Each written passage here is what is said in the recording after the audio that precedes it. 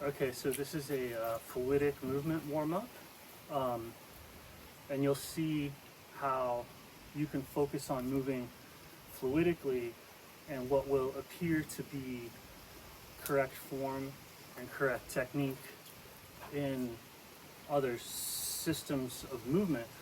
You'll see that kind of spontaneously emerge because any correct technique, no matter what it's for, be it dance or tai chi or like wrestling or boxing or skiing,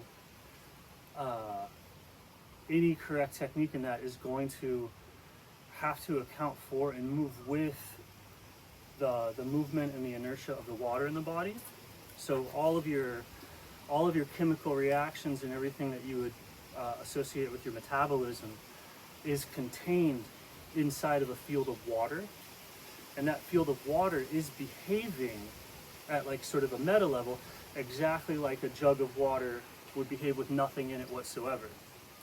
So those forces where it like starts to slosh is happening, and then nested inside of that are all the chemical reactions that pull the water in different ways than it would if it was just sort of sloshing, right? But the sloshing is already, it's happening around everything that's happening in the water. The inertia of the medium itself is always totally inert and happening around all the stuff contained in that field. So if you feel that field, like as you move all the water in the body to the left, if you're gonna change direction, that water is gonna hit and move exactly like it would if you were watching it run up into the edge of a bathtub. So it kind of and all the water is one field of water, and so that outside and around inertia is what determines if your effort and if your metabolism and everything, is it fighting that or is it surfing on it? Is it going with it? Is it sensing it? So if you go that way and then you just turn around, right? Let's say that you went over here and you were going to turn around. You can be doing the exact same thing that I'm doing or have any sort of technique or whatever, and you can be doing it with your mind focused on the technique and ignoring when that slosh of the water is going to be happening. And so as you change directions and you feel all the inertia run into that intent to change back that way, either you fire the muscles and create the wall, or you run into the limit of your flexibility, like, oh, I can only go this far. And once I go this far, my body starts acting like a wall that all the water is going to slosh into. And so where does the water hit? It hits on that wall. As I move to the left, all the water is going to hit on the fascial line in the compression structure that's not letting the water continue to go that way.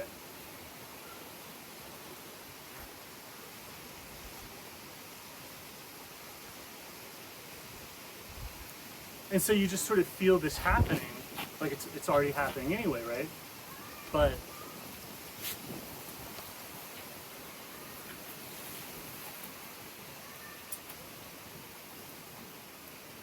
and so the way that you would get better at this is to make sure that the sloshing is running into that entire fascial line, that entire muscle contraction is a complete wall with no holes or loose spots in it where the water isn't going to hit as a single wave.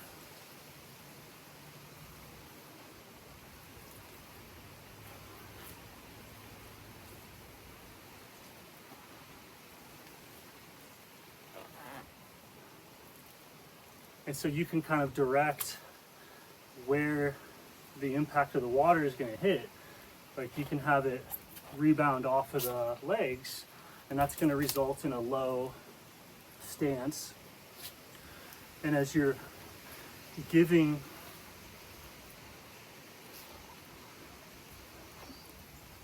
your inertia to the legs, for the legs to have to be the structure that's causing most of the rebound and most of the slosh back.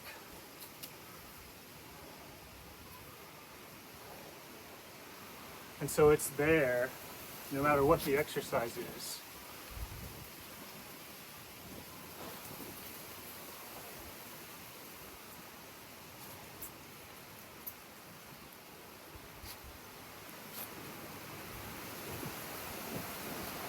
And so this is giving it to the spine. Or you can focus on even the limbs.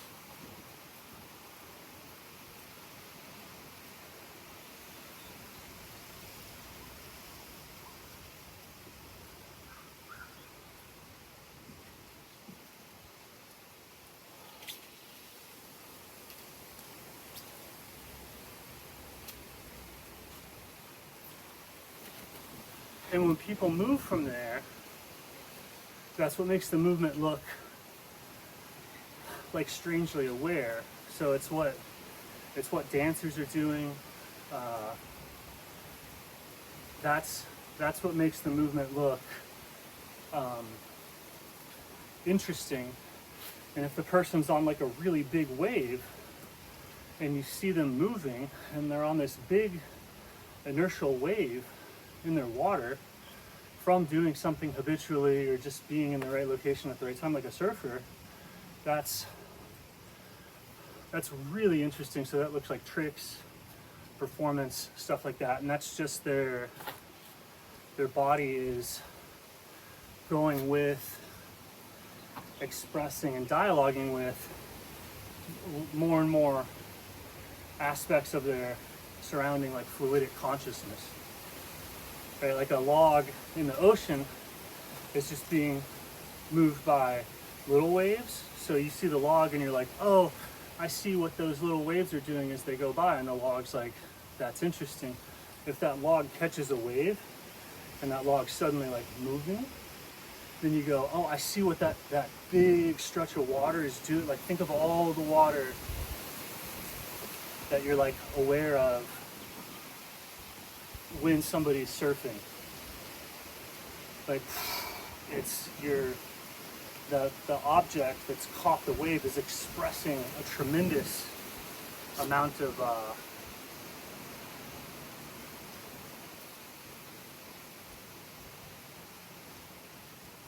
awareness.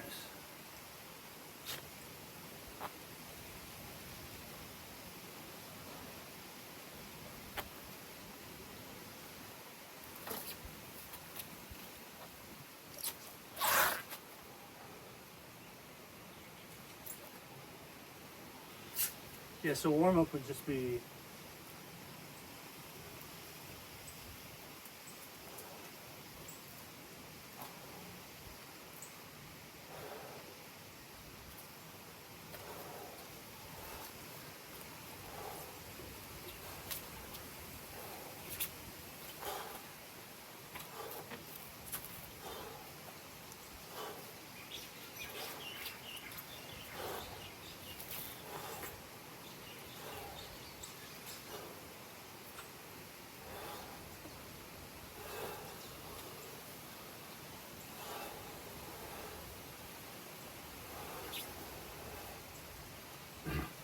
and so the water doesn't just like run into and slosh, right? So it's either wanting to flow, crash, it splashes, the inertia of the body kind of splashes. If you post up, it sloshes.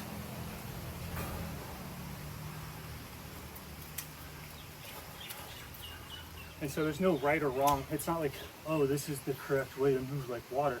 It's like, no, water splashes, water ripples, water can pop.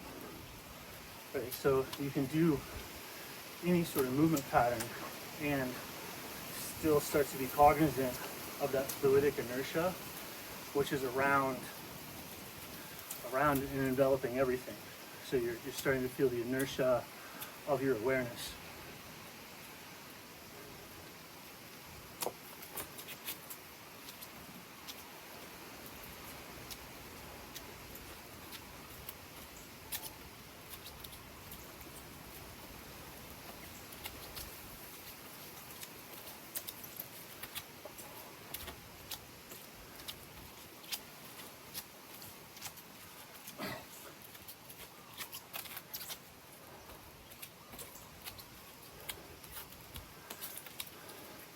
And stuff like this is way more effective than going out and just like, oh, going really hard.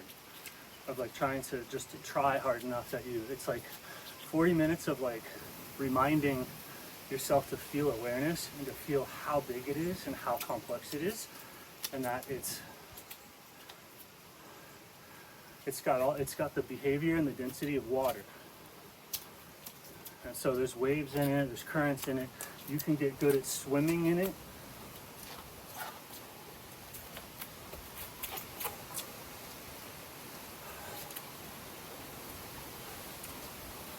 And so it's just much better to be constantly reminding yourself of that you're in that environment. You're not in air, you're not in space, you're in awareness. And the awareness is as interesting as water. Like it does vortices, eddies, whirlpools, waves, currents. All that stuff is happening in the awareness. At the level people call astrology and all this other, and culture and zeitgeist and personal habits and companies and corporations and ego and identity, all of that stuff is things happening in awareness, and people think it's invisible, but that awareness is ultimately you're swimming in it, absorbing it, holding yourself up in it, just to do anything all the time. And it's like you can be aware of it or not. And it's like somebody working out in a swimming pool, just whatever, I'm in water, or whoa, I'm in water, and like the way that I move drastically influences how hard I can push. Can I go through the water? Like all that stuff is like very, very important versus somebody that's just in there for like resistance. Right? Because the insight to this and the memory of this makes it so that every instance is swimming. It becomes as calorically intensive as you're swimming all the time in your awareness, that you're a swimming being. So the workout is the same intensity as like living in the water. So this whole thing where you're like, oh, I have to try harder or whatever, if you get into your awareness, your exertion is the same as if you're doing a swimming workout. The whole paradigm is retarded. You're not trying to work out. You're just trying to exist in what you are, and that will give you a fluidic body.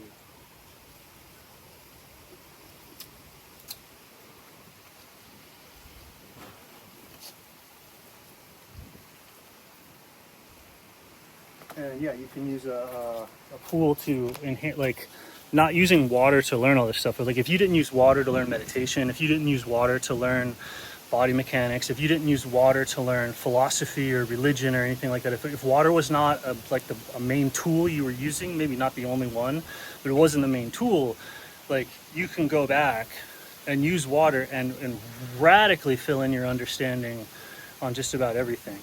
Like very simply, very quickly, like very effectively. Using water as a tool for insight, as a tool for pondering, as a tool for physical insight, physical activity, movement, practice, yoga, using it as a tool in those things gives you radically increased ability. So there's things in yoga, there's things in exercise practice that are you just need to accomplish it one way or another, and the water makes it very easy to have those accomplishments that lead to perpetual flow state, that lead to athletic development, that lead to true insight, right? That lead to, like, everyone has to have these insights for their practices to work. And if you don't have the correct insights, then you don't do the practice right. And so then the payoff doesn't happen. But you can use the water to make the insights way easier to get. Just like you can use a bicycle to run way faster, or you can use a shovel to dig way deeper. You know, it's like that. It's like you to do this stuff you have to dig a hole deep enough to bury yourself, and this is like a shovel. So normally a practice is like digging out by hand, but if you're a tool user, if you get smart, you see, oh, I can use water to do this, and it's the same amplification and ability as a broom is for picking up dust off the floor, as a shovel is for digging, as a sword is for punching, right? These simple machines that amplify our innate ability, you can use water as a simple machine that amplifies your innate levels of consciousness. And so it makes everything very intuitive and very easy to understand, to the degree that it kind of spoils or ruins the art of finding it out, right? Like how like guns kind of change the game of martial arts so much that it becomes questionable. Like in a society full of guns, being able to like give out and receive punches it's like not a useful tool on the battlefield. And so using water in terms of like the spiritual path or the spiritual battle, it's as radical of an enhancement as firearms were for martial arts, or as swords were for martial arts. It just totally changes the game. It's got its own art, right? And those deeper arts express itself in there.